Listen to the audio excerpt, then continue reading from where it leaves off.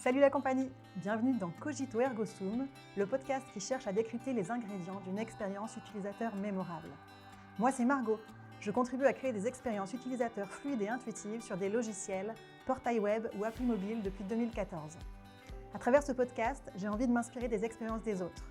Je suis convaincue qu'il y a plein de points communs dans la création d'expériences utilisateurs, quel que soit le domaine. La prof qui prépare son TP pour ses élèves, le restaurateur qui travaille son concept de restaurant, ou les parents enjoués qui préparent le goûter d'anniversaire de leur enfant. C'est ce qu'on va explorer dans ce podcast. Quelle est la secret sauce des porteurs de projets qui ont réussi à créer une expérience utilisateur mémorable?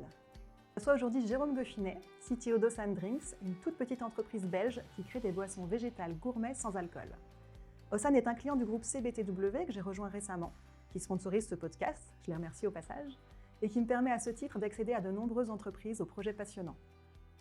L'approche et l'histoire d'Osan Drinks me plaisent particulièrement, car avant d'être mis sur le marché, ce projet était celui d'un chef étoilé qui avait identifié un besoin consommateur, celui des boissons sans alcool, et une solution élégante pour y répondre dans son contexte. C'est ce sujet qu'on va creuser aujourd'hui. Bonjour Jérôme, bienvenue dans le podcast. Bonjour Margot, merci de m'accueillir. Pour commencer, est-ce que tu peux te présenter et présenter rapidement Osan Drinks ? Oui, bien sûr. Donc, je suis Jérôme Goffinet et je m'occupe d'une petite société qui s'appelle Osan et qui produit des boissons gastronomiques, donc à destination des personnes qui veulent accompagner un repas, mais sans pour autant boire de l'alcool ou boire du vin. Du coup, moi j'ai compris qu'il y a eu 2 étapes dans ce projet. La première, c'est les 15 années que un chef étoilé, a passé avant la création de la société Osan Drinks. Et la seconde, c'est le passage en atelier de production à travers Osan Drinks pour une distribution plus large du concept. Du coup, si on parle de la première partie, est-ce que tu peux m'expliquer comment l'idée a émergé au départ ? Oui, en fait, San de Gimbre est un chef belge d'origine coréenne qui s'est installé dans un restaurant de la région de Namur au milieu de la campagne, et il est très très orienté sur tout ce qui est végétaux. Il a un potager, donc en fait son restaurant est une ferme avec un potager de 5 hectares avec des jardiniers qui travaillent toute l'année à préparer donc les légumes, les fruits, les plantes aromatiques, les différentes herbes. Et lui, en fait, avait une conscience que les gens qui viennent dans son restaurant, à un moment, vu que c'est au milieu de la campagne, ils doivent aussi rentrer chez eux. Et quand on a un service avec 9 plats, 10 plats, si on doit chaque fois accompagner son plat d'un verre de vin, ça finit par faire beaucoup au bout de la soirée. Et donc, son idée était de pouvoir développer des boissons qui allaient accompagner chacun de ses plats. Et il cuisinait ses plats dans sa cuisine et en même temps, il préparait ses boissons au cœur de sa cuisine. Il a développé une technique très particulière qu'on gardera secrète parce que c'est le seul à utiliser ce procédé pour pouvoir faire ses boissons. Mais donc, ça lui a permis de créer chaque fois une boisson adaptée à un plat qu'il cuisinait. Et tout ça en partant en fait sur les bases des plantes qu'il avait dans son potager. Ok. Et du coup, c'était quoi un peu les contraintes et les gros enjeux autour de ce concept ? Alors, la contrainte principale, c'était de se dire que, vu qu'on travaille avec des plantes fraîches, les boissons sont vraiment créées avec des plantes fraîches, donc on n'utilise pas de plantes séchées, on n'est pas comme une tisane ou un thé ou autre, on est vraiment sur une macération, on va appeler ça, mais en fait en dynamisant l'eau dans laquelle on va mettre les plantes. Et donc, ce procédé de dynamisation va permettre d'aller extraire les arômes, extraire les antioxydants, extraire les couleurs des produits. Et alors, à ce moment-là, on obtient une boisson qui a une longueur, qui a une aromatique très importante, mais qui en même temps est très équilibrée et légère. Mais avec une belle acidité, ce qui permet justement de se mettre très bien à côté d'un plat qui est cuisiné tout en finesse, vu que son restaurant est quand même reconnu par le guide Michelin avec 2 macarons et Goemio avec un 19 sur 20. Donc voilà, okay. C'est une très belle cuisine. Tu parlais de dynamisation, est-ce que tu peux nous expliquer en quelques mots, sans rentrer dans les secrets de fabrication, mais qu'est-ce que ça veut dire ? Oui, donc la dynamisation, en fait, ça veut dire qu'on va créer un micro-bouillonnement dans l'eau, et ce bouillonnement qui est à basse température va permettre d'aller extraire vraiment tous les arômes du cœur des plantes qu'on utilise. Et donc, voilà, le procédé qui nous permet de créer ces vibrations plutôt que des bouillonnements, ça on le garde secret. Mais, okay. Voilà. Et du coup, je crois me souvenir que quand on a préparé l'interview, tu m'avais parlé du fait que un enjeu important, c'était justement de ne pas alourdir. Je crois qu'il y a une phrase que tu m'avais dit, c'était une histoire on ne mange pas 2 fois ou quelque chose comme ça. Exactement. Ça, c'était vraiment l'objectif de San aussi, c'était de pouvoir proposer une boisson qui n'écrase pas son plat. Et donc, quand on ne boit pas d'alcool, on a tendance à passer sur des softs, des jus. Ben, un jus, il y a quand même beaucoup de sucre dedans. C'est très bon, même si c'est 100% naturel. Mais voilà, il y a quand même pas mal de sucrosité. Souvent, ça vient écraser un peu les plats. Ici, l'idée, c'était, on disait, on ne veut pas donner à manger 2 fois aux gens. On veut que la boisson serve le plat et inversement. Mais pas que l'un écrase l'autre, en fait. C'était ça l'idée. Et alors, la contrainte aussi qui aurait bloqué en fait une production à plus grande échelle, c'est que comme tout est travaillé avec les plantes fraîches, il était limité aussi à la récolte en direct, je veux dire, dans son jardin, et aussi au fait que la boisson, elle était produite de jour en jour pour les consommations directement derrière. Ce qui évidemment a dû être adapté pour une mise en production de manière un peu plus importante. Ouais. Et du coup, si on reste encore pour l'instant sur cette étape-là où il était tout seul, d'ailleurs, est-ce qu'il était vraiment tout seul ? Ah ben, il a une brigade avec Oui. lui dans son restaurant, donc c'est lui qui est vraiment, il a l'art de la cuisine, l'art des goûts. Et en fait, ce qui est amusant à savoir, c'est qu'il est à la base également sommelier. Avant d'avoir lancé son restaurant, en fait, il était sommelier. Et donc, il a ce goût du vin, il a ce goût des boissons et des accords qu'on peut faire avec les plats. Et ça l'a fortement aidé pour justement lancer ces boissons. Oui, j'imagine, forcément.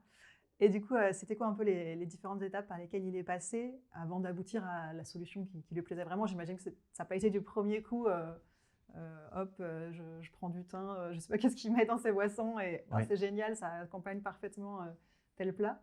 Ah, il est passé par plusieurs étapes, en effet, parce que, bon, comme je disais, comme il a été sommelier, il a testé plusieurs choses. Il a testé aussi ce qui était disponible sur le marché, parce que des boissons sans alcool, on peut aussi en trouver sur le marché. Mais chaque fois, il trouvait qu'il y avait quelque chose, soit de trop, soit de trop peu. Et c'est comme ça qu'il a commencé à réfléchir, comme un petit chimiste, en fait, dans sa cuisine, avec des Erlenmeyer. Il travaille 1 litre à la fois, donc c'est extrêmement petit. Et donc, par soirée, ben, il devait faire travailler aussi quelqu'un, évidemment, en cuisine. C'est l'équivalent d'un temps plein, en fait, dans un restaurant, de faire des boissons sans alcool. Ok. Et du coup, déjà, là, dans ce que tu nous racontes, je vois déjà des liens avec ce qu'on peut faire, nous, dans le logiciel. C'est que, si je comprends bien au début, il a fait une sorte de benchmark concurrentiel de voir qu'est-ce qui était disponible sur le marché. Donc, nous, ça, c'est des choses qu'on peut faire aussi quand on a un problème. Bah, avant de se tourner vers une solution sur mesure, on va déjà regarder ce qui existe. Et même quand on fait une solution sur mesure, d'ailleurs, on va s'inspirer de ce qui existe. Et puis ensuite, il a essayé des choses et il a fait de l'amélioration continue. Finalement, il a testé, il a ajusté. Bon, voilà, c'est un principe très très fort dans l'industrie logicielle d'aller par petites étapes et de s'améliorer petit à petit. C'est ça, et je pense que ce que vous faites aussi dans la partie logicielle, c'est d'éviter de faire des choses que d'autres font aussi. Oui. Donc là, c'était le cas aussi pour lui. Et du coup, voilà, et petit à petit, il a abouti peut-être à une première boisson qui lui plaisait. Mais il me semble que quand Ocean Drink s'est créé, il en avait une centaine. Du coup, comment il est passé de 1 à 100 ? Alors là, évidemment, quand on part du principe que dans son restaurant, il produisait une boisson par plat, on ne peut pas proposer ça aux consommateurs. D'abord, c'est illisible, et puis en même temps, ce n'est pas parce que ça va très bien sur tel plat que ce sera buvable dans d'autres circonstances. Donc ici, ce qu'il a voulu faire, c'est en testant évidemment auprès de sa clientèle de restaurant qui est variée, qui vient régulièrement, mais aussi qui a un palais. En général, les gens qui vont dans ce type de restaurant sont des gens qui apprécient les choses fines et qui ont une capacité de déguster aussi. Donc il a pu tester évidemment dans un environnement réel dans son restaurant. Et alors, il a commencé à réfléchir à savoir comment pouvoir justement créer des boissons qui seraient facilement identifiables comme le blanc, le rosé et le rouge. Et donc, en testant ça auprès de sa clientèle, c'était une première étape.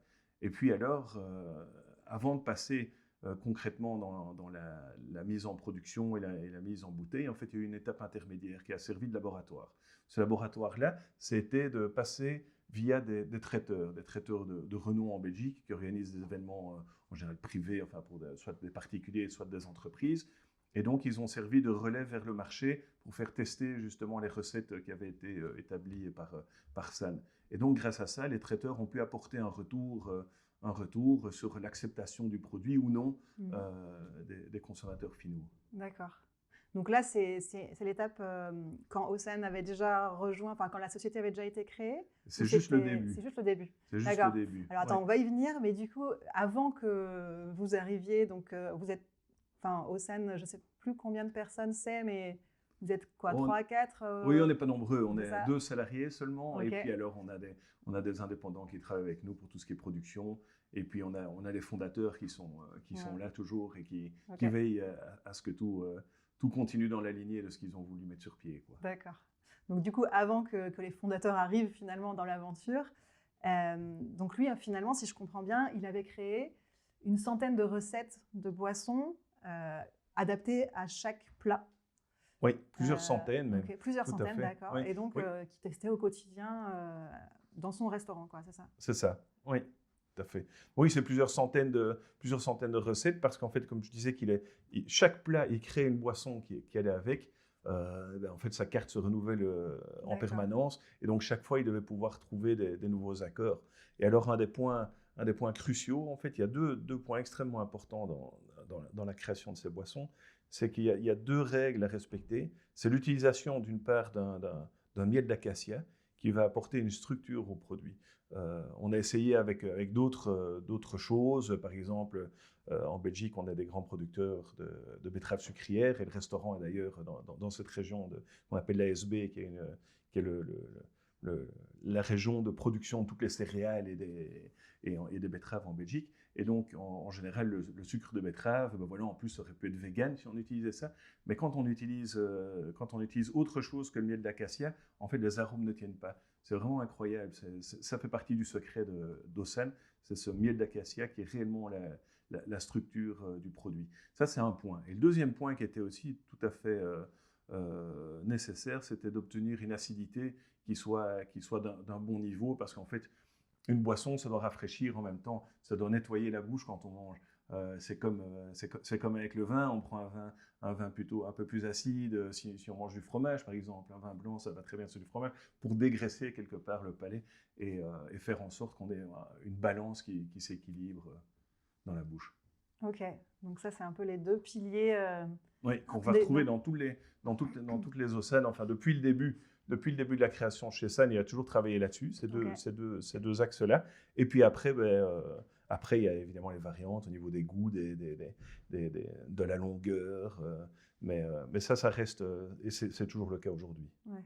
Mais du coup, ces 2 éléments-là, j'imagine que c'est des choses qu'il a appris. Comme tu dis, il a testé peut-être la betterave. Il y a d'autres choses comme ça qu'il a testé et puis que finalement il a mis de côté parce que ça ne fonctionnait pas. Est-ce que tu sais En fait, ce qu'il y a, c'est pas que ça fonctionnait pas, mais que ça ne fonctionne pas pour être produit de manière plus importante. Il a fait même des eaux de pommes de terre, par exemple, qui allaient très très bien avec un plat qu'il avait créé. Mais boire une eau de pommes de terre, ça plaira pas aux gens comme ça sur le côté. Ici, les boissons qui ont été développées, elles peuvent être bues à l'apéritif ou en accompagnement de plat ou après un dessert ou je veux dire lors d'un goûter même, mais une eau de pomme de terre, ce serait plus compliqué. Oui, bien sûr. Ouais. Et du coup, donc, quand il en était encore à ces boissons hyper spécifiques pour chaque plat, comment il validait que c'était la bonne... par exemple, voilà, il imagine un nouveau plat, j'imagine que ça se passe comme ça, il imagine un nouveau plat, en même temps, il imagine la boisson qui va avec. Oui. Comment il valide que l'accord va bien? Est-ce que c'est lui tout seul, il goûte et il dit bah oui, c'est très bon, ou est-ce qu'il y a quand même un retour utilisateur quelque part? Alors non, c'est vraiment lui et sa signature.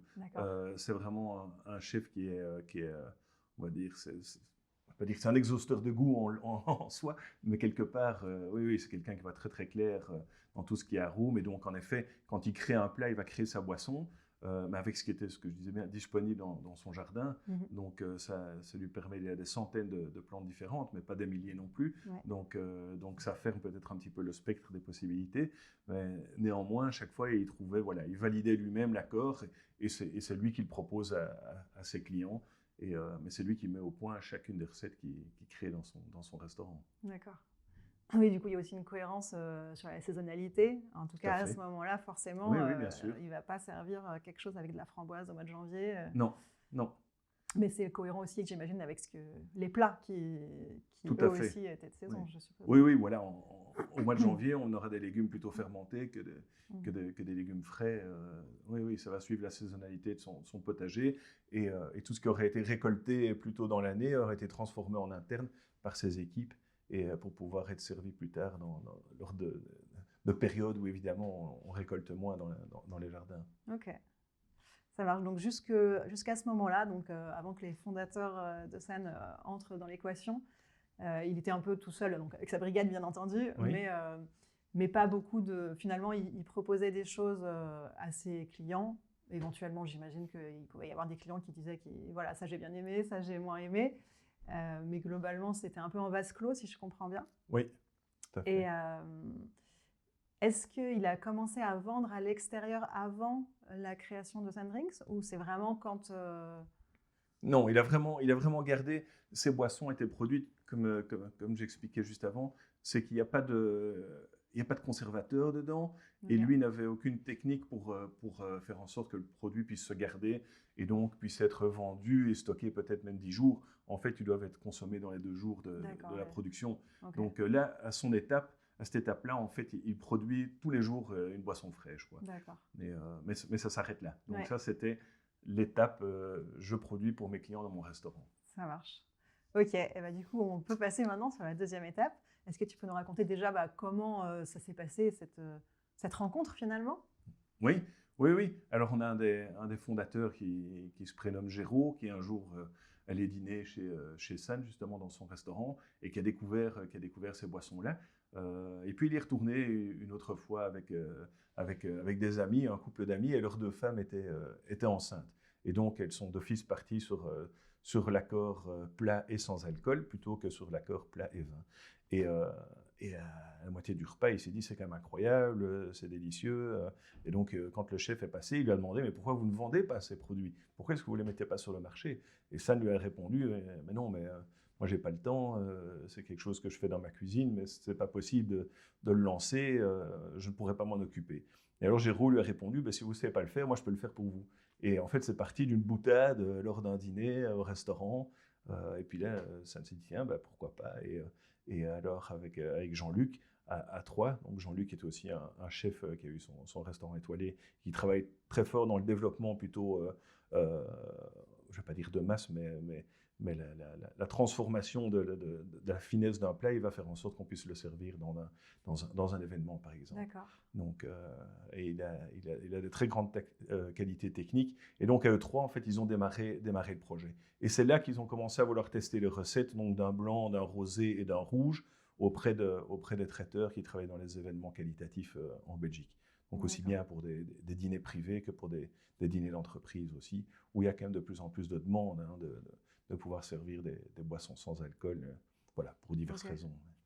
Oui, donc là, vous êtes parti à ce moment-là de 100 recettes et l'objectif, c'était d'arriver à combien? À 3. 3, ok. À 3. Pourquoi? Parce qu'en fait, l'idée, ça avait été vraiment de vouloir, au moment où on s'est dit, tiens, on va quitter simplement la table du restaurant et la cuisine, si on veut que ça puisse être vendu, il va falloir les, quelque part, je ne vais pas dire vulgariser, mais faire en sorte que les gens comprennent ce que c'est.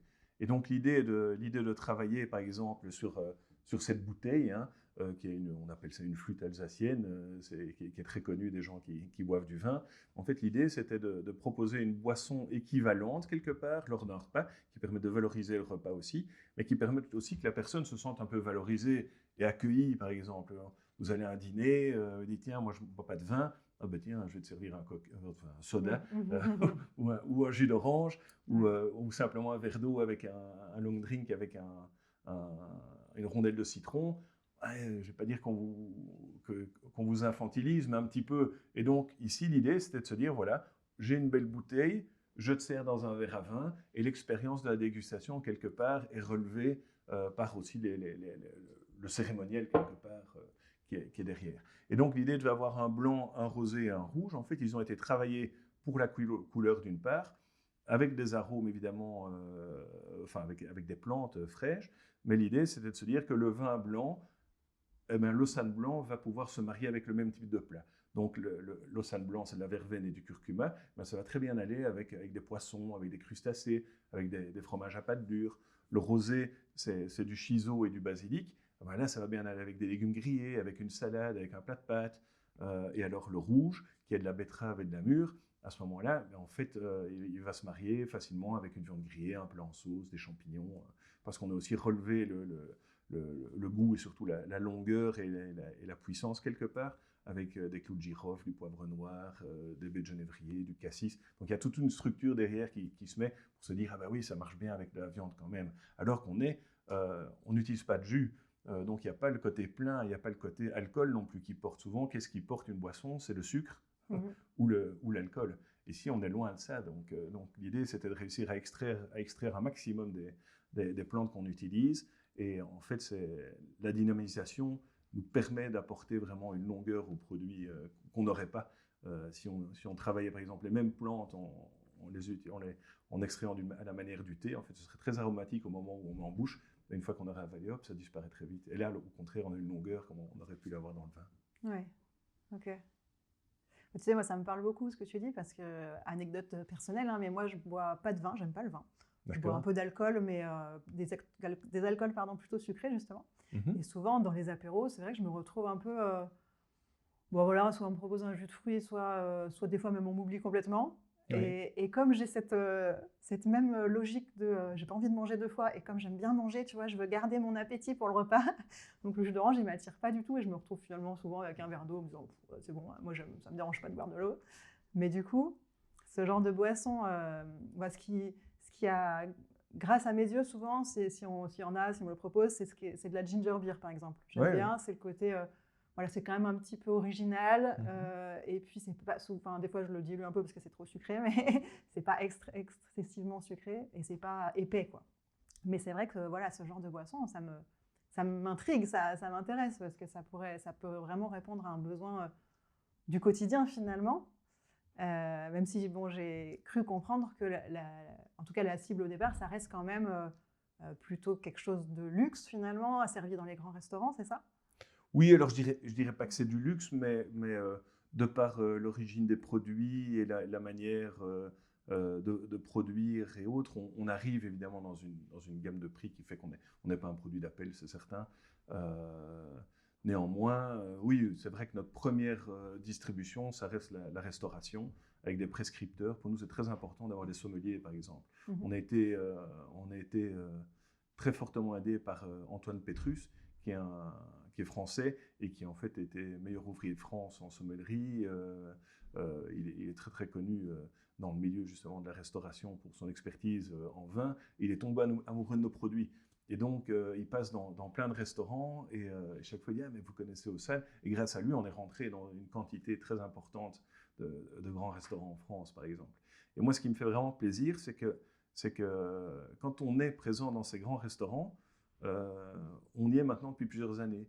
Et moi, ce que j'avais peur, c'est de se dire, rentrer quelque part, c'est pas très facile, mais quand on rentre, il faut y rester. Ouais. Et là, c'est le cas. Et donc, ça veut dire que malgré tout, le produit plaît et ça rencontre un besoin du restaurateur et de son client, bien évidemment. Ouais.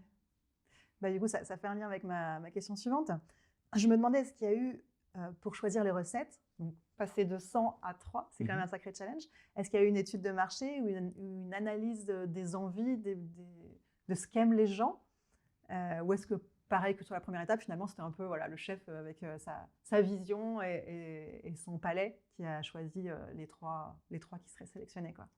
C'est parti de ça, de la part de San, son choix de pouvoir apporter quelque chose, mais il y a des tests qui ont été faits, en effet, les fondateurs ont fait goûter à des amis, ont fait goûter je disais tout à l'heure, via des traiteurs, jusqu'à ce qu'on arrive à définir justement cette gamme, en fait, qui n'était basée qui n'était que sur des tranquilles, hein, donc des boissons plates, hein, pas de pétillant, ça c'était vraiment le cœur du travail au départ.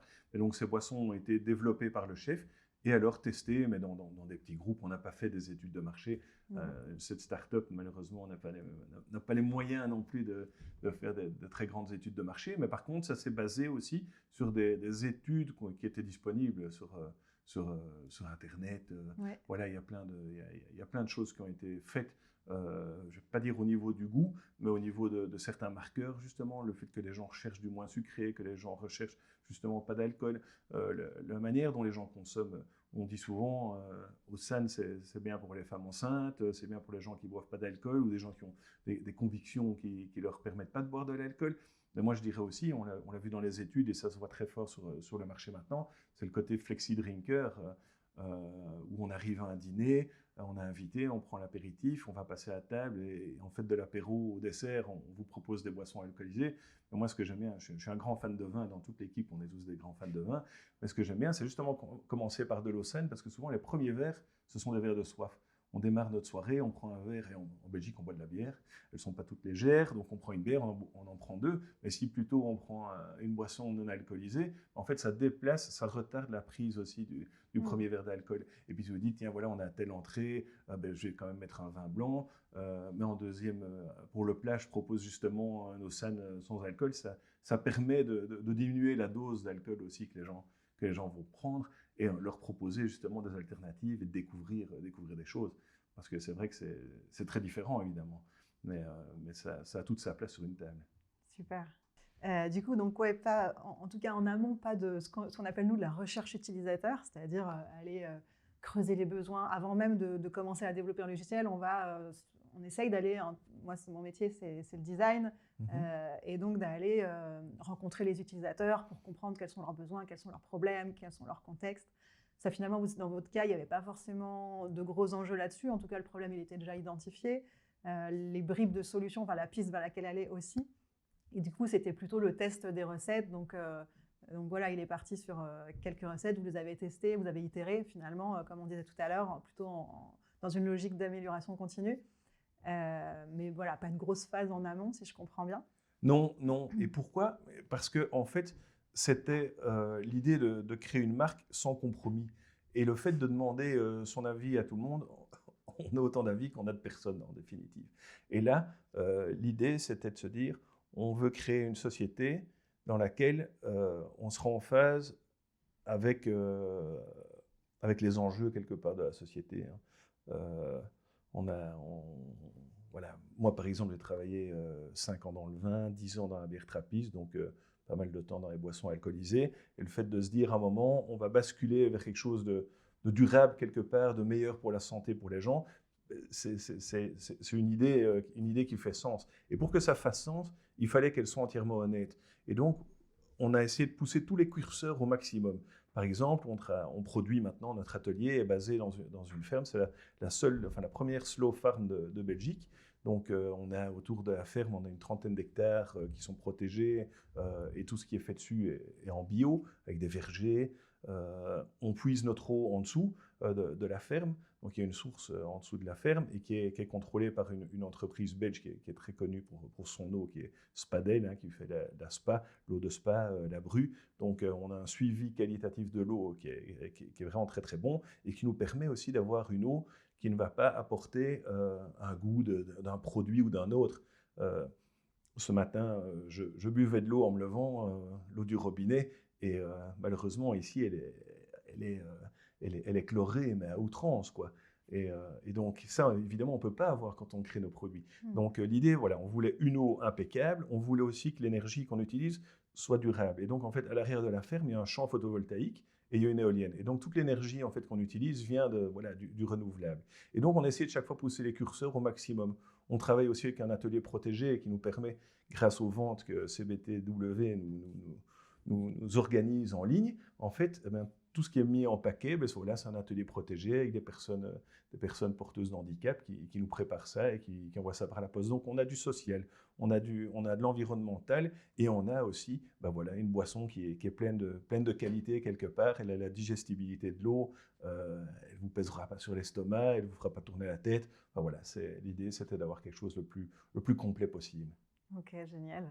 Et du coup, comment vous évaluez la qualité de l'expérience utilisateur ?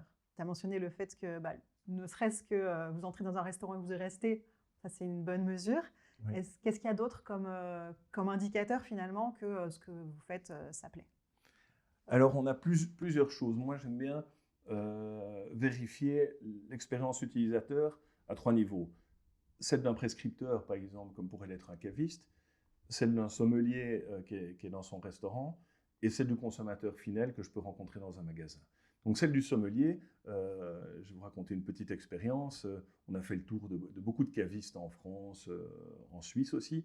Et un jour, justement, j'étais chez un caviste à Genève, et il fait partie d'une chaîne de cavistes qui a nos produits. Et donc, je dis, tiens, vous avez goûté au SAN, parce que je vois que vous le vendez. Ah non, non, j'ai jamais goûté, mais moi, ça ne m'intéresse pas. C'est pas du vin, je suis un marchand de vin. Comprenez que tout le reste, c'est pas intéressant. Je dis, mais allez, attendez. Je suis là, je suis venu de Belgique. Faites-moi plaisir, je suis venu avec des bouteilles, je vous fais goûter. Bon, allez, d'accord, je veux bien. Hop, je lui sers un verre. Et puis au moment où il prend sa première gorgée, je vois sa tête qui change complètement. Et en fait, ça, c'est génial. Et puis il m'a dit, mais c'est super intéressant. Et puis on est parti. Et puis maintenant, il pousse nos produits parce qu'il trouve que ça a de la valeur ajoutée. Et aussi, pourquoi est-ce que c'est intéressant pour lui? C'est que, je leur ai bien dit, on n'est pas là pour remplacer vos ventes de vin. On est là pour que vous puissiez faire une vente supplémentaire à côté aussi. C'est de se dire, vous avez quelqu'un qui vient pour un dîner, enfin qui veut organiser un dîner, voilà, je vais cuisiner ceci, cela, qu'est-ce que vous me conseillez comme vin à servir à mes invités? Mais le caviste va proposer les différents vins, le client va prendre les différents vins, et à la fin de la discussion, il peut lui dire, vous êtes sûr que tout le monde boit de l'alcool? Sinon, j'ai une alternative pour vous. Et donc à ce moment-là, le caviste peut proposer une bouteille d'Aussanne. Et là, du coup, il voyait les choses différemment aussi. Mais le fait d'avoir goûté, ça l'a marqué. En fait, notre gros challenge, c'est de faire goûter le produit. Les gens ont tendance à être réticents par rapport à ce qu'elles ne connaissent pas. Et comme on a un produit qui est, je pense pouvoir le dire, on est les seuls à produire de cette manière-là ce type de boisson, c'est encore plus compliqué d'arriver à convaincre les gens parce qu'on ne sait pas dire, oui, c'est un autre vin, c'est un autre Bordeaux, je connais, je vais goûter. Non, ici, on n'est pas un jus, on n'est pas un thé, on n'est pas un kéfir, on n'est pas un kombucha, on est au san. Ouais. Et donc, c'est tout à fait particulier. Donc ça, c'était pour l'expérience caviste. Et puis la deuxième, je disais, c'est le sommelier. Et là aussi, où le chef, le restaurateur, et une belle expérience que j'ai eue là-dedans, c'est avec un chef aussi, enfin il a eu 2 macarons, puis il a changé, il a créé un autre restaurant, maintenant il en a un, mais il voulait pas entendre parler de nos produits, et aussi parfois un petit peu comment dire, de fierté chez les chefs, et donc utiliser le produit d'un autre, c'était peut-être pas ce qu'il voulait. Mais il dit non, je produis mes boissons moi-même. Voilà. Et puis un an après, on lui a demandé, t'es sûr, tu fais encore tes boissons, t'as pas besoin de nous? Il dit non. Il dit, mais vérifie quand même combien de temps ça leur prend. Et puis 15 jours après, il a appelé, oui, vous avez raison, ils sont débordés en cuisine, ça prend trop de temps. Voilà, envoyez-moi un carton de chèque pour commencer. Et puis maintenant, il recommande régulièrement. Donc, il a goûté, il a bien aimé, il s'est rendu compte qu'il y avait un besoin par rapport à sa clientèle, et il s'est rendu compte que le métier d'un restaurateur, c'est pas de faire des boissons non plus. Il disait c'est beaucoup plus simple ici, c'est comme ils font pas leur vin eux-mêmes, enfin voilà, c'est toutes des choses évidemment qui sont du coup de l'ordre de la spécialité, quoi. Et alors, comme je disais, la troisième expérience qui pour moi est la plus amusante à vivre, c'est celle du consommateur, et on est présent régulièrement dans des magasins ou chez des cavistes pour faire goûter nos produits. Et ça, c'est gai parce que ça veut dire qu'on est directement en contact avec les gens consommateurs finaux. Et de nouveau, on est là avec une petite table, nos bouteilles. On va parfois à Paris dans une cave sans alcool aussi. Et le fait de faire goûter les produits, en fait, ça engage les gens beaucoup plus directement dans l'appréciation du produit. Et donc, elle dit, mais oui, mais c'est intéressant, mais ça colle pas, c'est pas sucré. Et donc, c'est là aussi qu'on a pu adapter notre discours, je pense, grâce au retour des consommateurs. Le fait, par exemple, qu'on soit très faible en calories, voilà, je disais tout à l'heure, dans le shiso basilic, on a du 4 calories au 100 millilitres, c'est vraiment très faible. Mais moi, je voyais ça comme une info technique. Mais après, c'est les consommateurs, ils disent, mais vous n'avez que 4 calories? Oui, c'est génial. Ah bon? Et donc, parce que pour moi, voilà, c'est du technique, c'est pas un argument commercial à la base. En fait, ça finit par en devenir un quelque part, parce qu'on nous l'a tellement dit. Et donc, c'est cette expérience remontée de terrain quelque part qui nous donne des arguments aussi pour développer après notre distribution. Ok, c'est super, ouais, ça fait vraiment écho à ce qu'on fait nous dans le logiciel, parce que en général, donc soit quand on a fait une maquette, soit quand on a développé une première version, un premier parcours utilisateur, on va le soumettre à des utilisateurs finaux pour voir leur réaction. On appelle ça souvent donc il y a plusieurs méthodes, mais celle qu'on utilise le plus, c'est le test utilisateur. Et donc l'idée, c'est juste de leur mettre soit un prototype, soit un logiciel entre les mains en leur disant, voilà, essaye d'accomplir telle tâche. Et puis, on reste là silencieusement à observer. Et du coup, ça permet de voir les endroits où ils bloquent, les endroits où ils ont des hésitations. ou alors ce qu'ils ne comprennent pas, ce qu'ils trouvent bizarre, un mot qui n'est pas adapté, ce genre de choses. Et donc, ouais, ça ressemble pas mal. Du coup, là, ce que vous faites, c'est de l'observation terrain sur le terrain des gens qui réagissent au contact du produit quand ils le découvrent. Et du coup, pas seulement sur la dégustation, parce que finalement, l'expérience, elle est bien plus globale que ça. C'est ce que tu dis. Voilà, juste en voyant le 4%, bah, ça crée quelque chose. Et c'est aussi un concept qui est important dans le logiciel, qu'on a des fois du mal à travailler vraiment. Mais le fait que l'expérience utilisateur, elle n'est pas seulement dans le moment où on consomme, entre guillemets, le produit, mais bien du premier moment où on est exposé à de l'information sur ce produit jusqu'au moment où on va peut-être le recommander derrière. Et en fait, il y a plein d'étapes et avec beaucoup de notions de marketing, d'ailleurs, justement, avant, après. Et du coup, oui, donc tu as dit qu'il y avait cet argument-là que vous avez découvert finalement grâce aux tests utilisateurs, enfin je les appelle comme ça, mais grâce aux observations terrain. Est-ce qu'il y a d'autres choses qui sont remontées, des choses que vous avez ajustées suite à une mise en contact avec les utilisateurs finaux? Mais en fait, tous les ajustements ont été faits avant l'étape de lancement sur le marché en bouteille. En fait, l'adaptation a été créée suite au premier mois, je vais dire non, allez, on va dire carrément un an et demi après le lancement, parce qu'en fait, la création de la société Osan a été faite juste au début du Covid, juste avant. Okay. Un mois avant le Covid, c'était le moment où voilà, on crée Osan. Et comme l'idée, c'était justement de s'attaquer à l'événementiel, on produisait dans des poches de 3 litres comme un cubi. Ce n'était pas des bouteilles, quoi. Et donc, et c'est là aussi que se sont passés quelque part les tests, en effet, au niveau des consommateurs et des utilisateurs. Et le fait d'avoir un cubi quelque part, bien, on sait qu'il y a certains traiteurs, par exemple, forcément, ils n'arrivaient pas avec un cubi pour servir les gens dans un verre, donc ils mettaient ça en carafe. Et puis, on s'est rendu compte qu'il y en a qui disaient que c'était leur production aussi. Et là on s'est dit, mais enfin, il y a quelque chose à jouer. Et donc, l'évolution est passée par le packaging, mais par rapport à des retours aussi du terrain en disant, on ne se rend pas bien compte de ce que c'est, le fait de venir servir avec une carafe, le produit n'est pas identifié, et c'est là où on s'est dit, il faut absolument faire quelque chose et travailler sur un packaging. C'est comme ça qu'on en est venu à la bouteille, à la bouteille 75 centilitres classique, entre guillemets. Le packaging est une évolution aussi des remontées qu'on a eues sur le terrain. D'accord. Maintenant, il y a aussi dans l'expérience, comme vous expliquiez, Margot, c'était le fait que le consommateur passe par différentes étapes. Et je vais prendre l'exemple de notre Osan rouge, qui est à base de betterave et de mûre, comme je disais. C'est très clivant, la betterave. Il y a des gens, enfin, évidemment, quand on est dans le nord de la France, les gens, c'est leur Madeleine de Proust, la betterave rouge. Mais peut-être moins dans le sud de la France, et déjà moins à Lyon. Et du coup, parfois, au nez, en fait, les gens disent « Ah, mais non, la betterave, j'aime pas. » Je dis, souvent, quand ils me disent ça, je dis « Mais attendez, je vais vous rassurer, moi, je suis pas un fan de betterave du tout non plus, mais goûtez. » Et en fait, à ce moment-là, ce qui est très amusant dans l'équilibre des boissons qui ont été créées, c'est que la betterave est présente aussi à la dégustation et va apporter justement le côté terreux qui va donner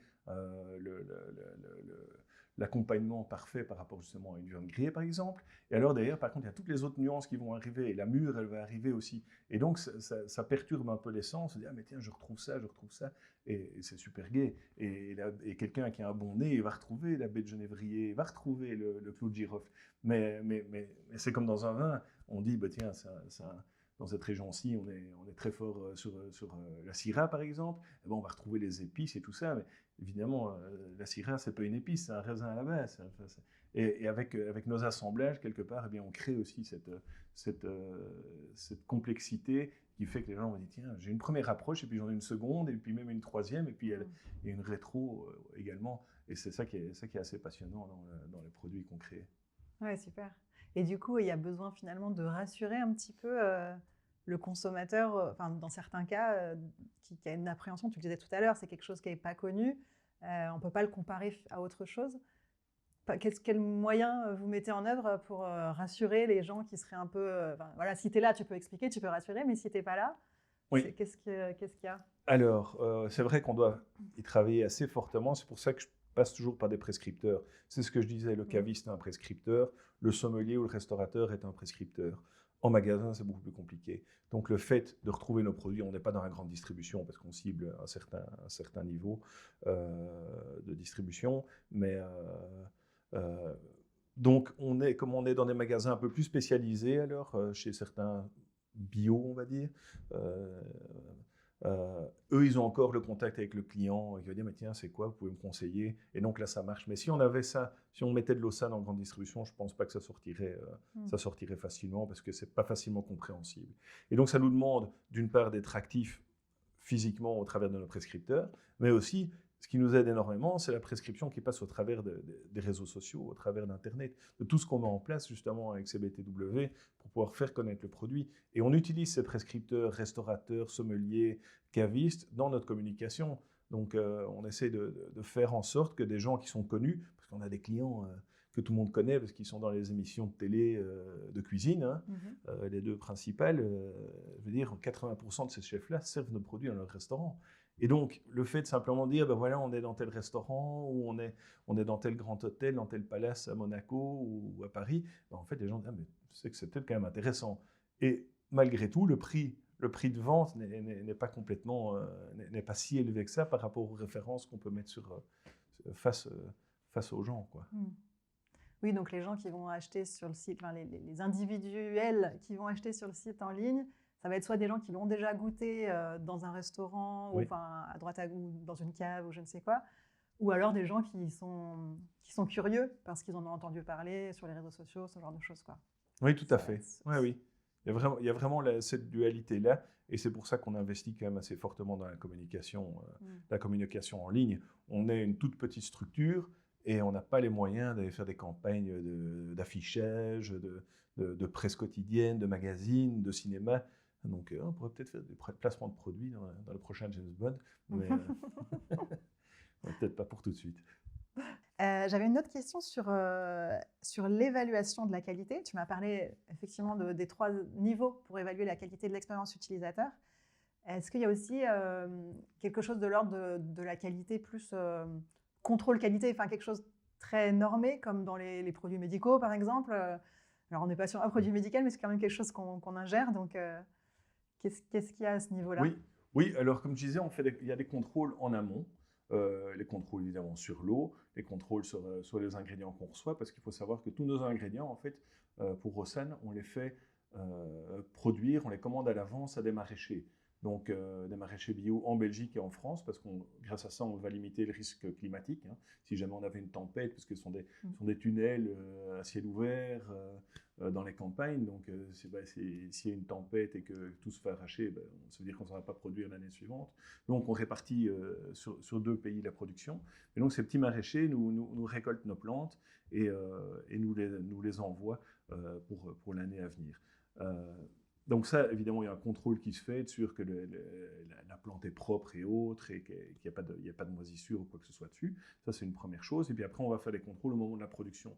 Et au moment de la production, mais ce qu'il y a, c'est qu'on va vérifier, par exemple, le taux de sucre. On a des outils de mesure. On va vérifier le pH aussi pour le niveau d'acidité. Il y a différents critères qu'on va suivre. Et puis alors, il y a pour nous le plus important, c'est le chef, c'est Sam qui vient goûter quand on produit, pour être sûr qu'il n'y ait pas de dérive au niveau de la qualité, parce qu'en fait, on a notre procédé technique, en fait, a un risque, c'est si on laisse, par exemple, la dynamisation 1 minute de trop, on va avoir comme effet d'extraire l'amertume de la tige de la plante, par exemple. Okay. Donc, c'est vraiment, et si on fait 1 minute de moins, on n'aura pas extrait suffisamment d'arôme de la plante. Donc, c'est très, très...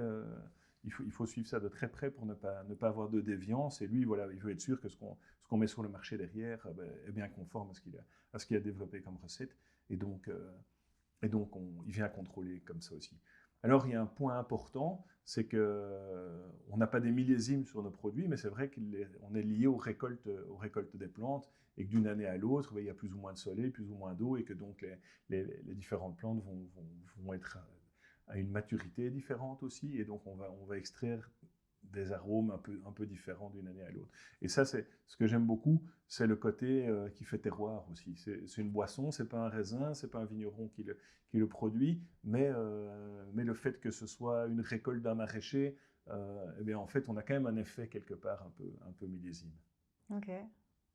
Et du coup, les productions, elles se font saison par saison. Enfin, les boissons, c'est en fonction des saisons ou comment ça se passe la production par rapport aux plantes qui poussent pas toute l'année? Ouais, c'est une très bonne question. Alors, notre partie de secret que je peux révéler, c'est que on a la récolte qui est réalisée, les plantes sont nettoyées, et alors directement après, elles sont cryogénisées. Donc ça veut dire qu'on va les surgeler à moins 196 degrés. Alors ça a deux objectifs. Le premier, c'est qu'on va empêcher toute oxydation de la plante, c'est-à-dire qu'on ne va pas la dégrader, elle va garder toute sa fraîcheur au niveau des arômes, comme si vous la cueilliez et que vous la mangiez directement. Ça, c'est la première chose. Et la deuxième chose, c'est qu'à si basse température, les plantes deviennent fragiles comme du verre. Et donc, ça nous permet en fait de les casser en plus petits morceaux. Et du coup, lors de la dynamisation dans l'eau, l'eau va être en contact directement avec les fibres de la plante à beaucoup de niveaux. Alors que si on avait par exemple la feuille de shiso qui est grande comme ça, ben, l'eau va se mettre sur le dessus, mais elle ne va pas rentrer facilement dans toutes les veines de la feuille. Tandis que la feuille éclatée ben, va permettre de créer cet échange et nous permet d'aller sortir, comme vous le voyez ici, la couleur rosée qui est complètement naturelle. Hein. C'est la feuille de shiso qui d'un côté est verte, de l'autre côté est pourpre. Et donc c'est cette dynamisation et le fait d'avoir cassé les plantes en petits morceaux qui va nous permettre d'aller extraire toutes les couleurs présentes à l'intérieur. Ah, génial, ouais, c'est vrai que c'est très joli, ces couleurs. Vous avez des réflexions des fois sur le fait que c'est pas naturel, tu précises que c'est Oui. naturel, ouais, Oui, on a déjà eu des commentaires. Comme on fait pas mal de communication en ligne, les gens aiment bien laisser des commentaires, en général plutôt des commentaires plutôt, je ne vais pas dire critiques, mais oui, on a plus tendance à poser des questions qu'à dire que c'est super. Et là, en l'occurrence, oui, on a de temps en temps cette question, mais pourquoi est-ce que vous mettez autant de colorants votre rosé, il ressemble à rien. Il dit, non, mais c'est la plante, c'est 100% naturel, on met pas de colorant. Ici, on n'est pas sur le même rosé, hein, vous voyez qu'il est un peu plus rouge. Ici, c'est la framboise qui va donner la couleur. Donc, voilà. Et ce qui est important à dire, c'est tout à l'heure, je disais, on ne veut pas faire en sorte que les gens boivent du jus. Et donc, quand on va utiliser même des fruits, par exemple ici la framboise, on ne va pas écraser la framboise, on ne va pas extraire le jus. La framboise, ici, elle va être mise entière. Et on va extraire uniquement les couleurs, et les arômes et les antioxydants, et le jus va rester dedans, ce qui va nous permettre de rester bas en termes de sucre et de calories. En fait. Ça fait partie aussi un peu des secrets de production. Et du coup, oui, donc ces deux bouteilles-là qui n'ont pas la même forme que celles dont tu as parlé tout à l'heure, c'est des pétillants, c'est ça? Oui, ici, ce sont des pétillants. En fait, donc, Osan a démarré vraiment avec des tranquilles, avec les plats, blanc, rosé et rouge. Et après, en début 2024, on avait beaucoup de demandes en 2023 d'avoir du pétillant. Pourquoi? Parce que les tranquilles ont vraiment été développés pour pouvoir accompagner des plats. Et donc, ça veut dire que l'utilisation, de par cette définition-là, était plus limitée. Et on avait des gens qui disaient, oui, mais moi j'aimerais bien aussi à l'apéritif, vous pouvez en prendre un apéritif. Oui, mais moi j'aimerais bien quelque chose de pétillant. Et donc, on a eu de nombreuses demandes pour pouvoir avoir des pétillants. Et on n'est pas resté sur les mêmes recettes, c'est-à-dire que le rosé n'a pas les mêmes ingrédients que l'autre. On est parti sur des recettes différentes parce que rajouter simplement du CO2 dans un produit modifie complètement le produit. Et donc l'idée, c'est on disait, on ne veut pas faire un deuxième shiso basique pétillant, on va faire une autre recette qui va fonctionner avec les bulles. Et c'est comme ça qu'au niveau rosé, on est sur de la framboise et du romarin. Et ça donne quelque chose de vraiment génial. En fait, quelque part, les ingrédients, il y a toujours quelque chose de rassurant et quelque chose qui apporte un petit twist. Ici, c'est le romarin qui apporte le twist. La framboise, c'est rassurant, les gens connaissent. Ah ben oui, c'est un fruit, c'est bon, c'est gourmand. Voilà. Et sur celui-ci, par exemple, sur le blanc, on est sur quelque chose de rassurant qui est la mirabelle et une tagette. La tagette, la yucataï, qui est une fleur originaire d'Amérique du Sud, en fait. Et donc, qu'on fait cultiver toujours en Belgique et en France. Et à l'origine, San avait ça dans son jardin, enfin, il en a toujours. Il le travaille dans son restaurant. Mais bon, son potager étant trop petit par rapport à nos besoins, c'est comme ça qu'on a dû aller faire produire nos plantes ailleurs. Mais donc, vous voyez, c'est l'idée d'avoir chaque fois quelque chose de rassurant pour le consommateur, mais en même temps, quelque chose qui dit « Ah oui, mais c'est sympa ça ». Donc voilà, c'est le fait de toujours un peu surprendre les gens au moment où ils goûtent nos produits. Ok, ça c'est très amusant parce que j'ai fait une autre interview l'année dernière avec le fondateur d'un bar à jeux dans Lyon. Qui a beaucoup misé sur la partie restauration aussi. Donc, il a la partie bar à jeux, mais il voulait aller plus loin et que ce soit vraiment, qu'il y ait vraiment une vraie expérience utilisateur au niveau cuisine. D'ailleurs, le sous-titre, c'est cuisine et bar à jeux. Ils l'ont vraiment mis dans le titre tellement c'était important pour eux. Et la conclusion de l'interview, c'était que pour lui, le secret, c'était conjuguer surprise et familiarité. Et donc voilà, ça fait vraiment écho avec ce que tu dis, le côté, il faut quelque chose de rassurant, mais il faut aussi un petit twist, un petit quelque chose qui va sortir un peu de l'ordinaire et qui va intriguer, quoi, finalement. Oui, oui. Et c'était d'autant plus important chez nous aussi que, comme je disais tout à l'heure, c'est pas un produit qui est connu et personne ne fait la même chose. Donc, on doit déjà passer la barrière de dire c'est différent. Mais en plus de ça, si c'est que des ingrédients où les gens, enfin, on va perdre les gens, quoi. Ils vont pas s'accrocher. Ouais. C'est pour ça qu'on était obligé d'avoir chaque fois quand même quelque chose qui est ancré bien dans les habitudes alimentaires des consommateurs. Ok, top. J'ai une dernière question avant qu'on passe sur les conclusions. Qu'est-ce qui rend l'expérience des consommateurs de Sandrinks mémorable selon toi? À mon avis et de ce qu'on perçoit justement dans les moments où on fait découvrir nos produits à des gens qui ne les connaissent pas, c'est le fait de se dire que c'est vraiment complètement différent. Les gens ne s'attendent pas à ce qu'ils dégustent, en fait.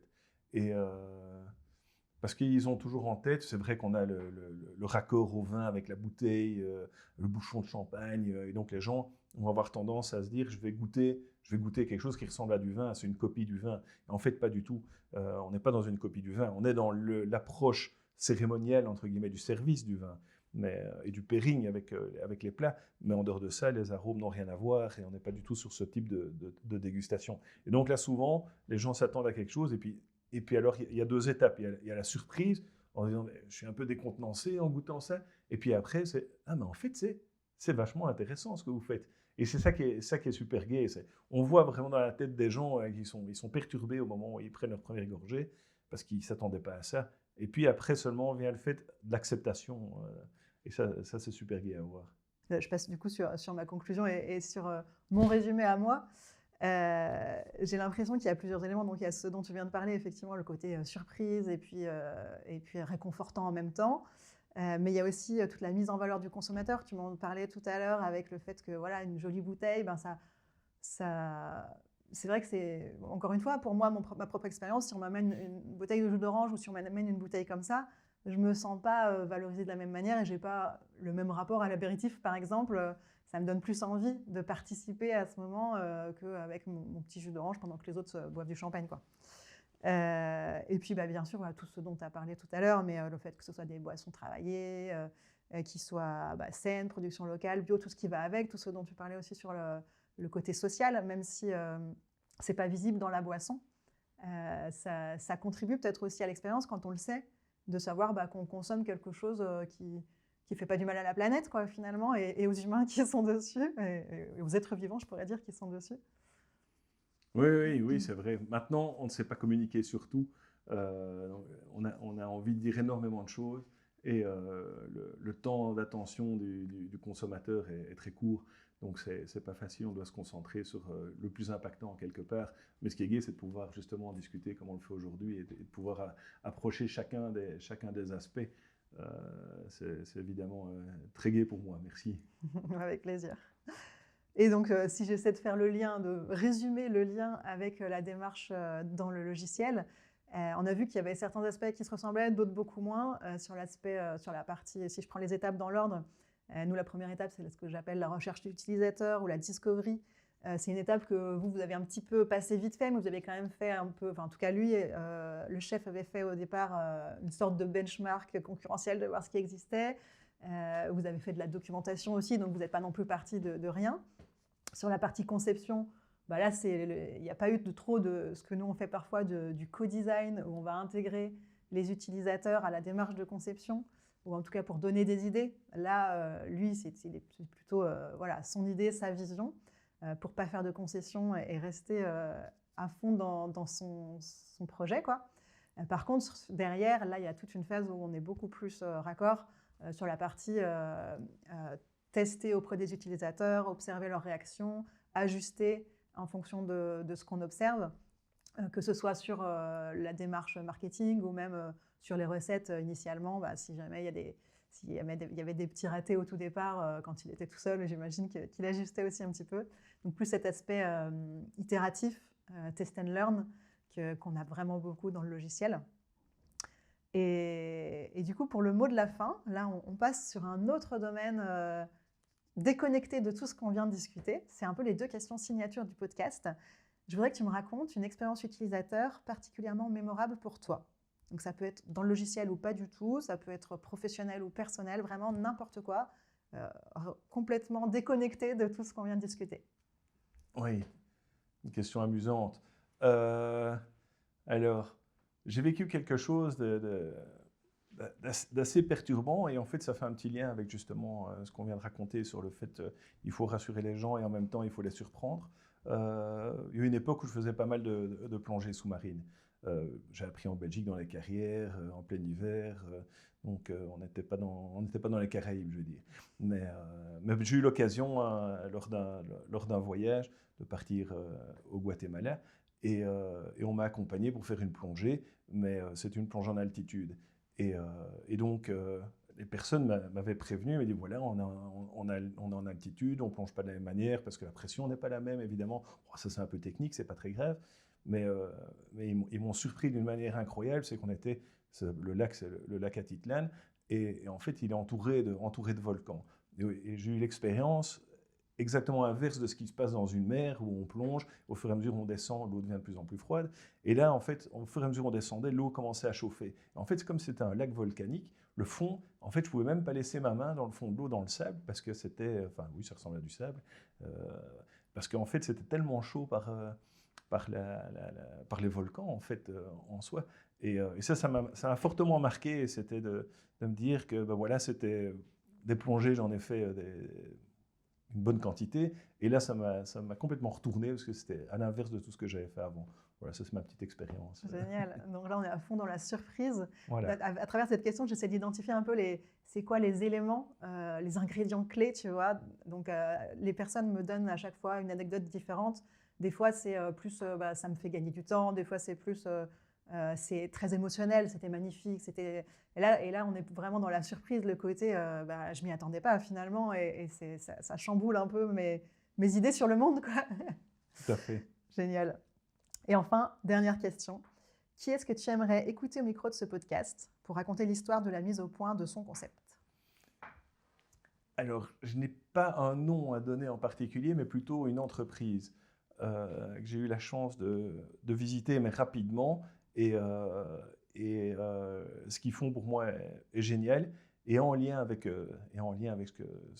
avec notre métier à nous aussi, c'est la société qui s'appelle le Muselet Valentin. Donc le muselet, c'est la partie métallique qui tient le bouchon sur les bouteilles de champagne, les mousseux ou bien sur nos pétillants au sel. Le Muselet Valentin est une entreprise qui est reprise au patrimoine, on appelle ça comment ? Entreprise du patrimoine vivant, je pense en France. Et en fait, ils ont des machines, parce que je fais un peu le lien avec votre côté système et autres, bon, qui évidemment, là, on remonte à peut-être 80 ans, mais ils travaillent encore avec des machines qui vont tordre le fil, le plier, comme faire de la couture, et c'est un truc mais vraiment impressionnant à voir, c'est splendide. Et on n'imagine pas, on pense à des machines très modernes qui vont super vite et autres. Et là, en fait, il y a une expérience humaine aussi, parce que les gens viennent avec leur petite fiole d'huile pour remettre une petite goutte à un endroit, et on entend juste des clics, tic, tic, tic, tic, tic. Et ça vaut vraiment la peine de voir, en fait, le savoir-faire que des gens continuent à entretenir sur base de machines qui ont, oui, en tout cas plus de 50 ans. Ça, c'est certain, quoi. Et donc, voilà, c'est le côté de la tradition de la production au service de produits complètement novateurs comme le nôtre, quelque part. Ah, super intéressant, c'est inspirant. Merci beaucoup. Je te remercie infiniment d'être venu, de t'être déplacé jusqu'ici. Et puis, je te souhaite le meilleur dans cette aventure au SAN. J'ai hâte de goûter. Merci Margot.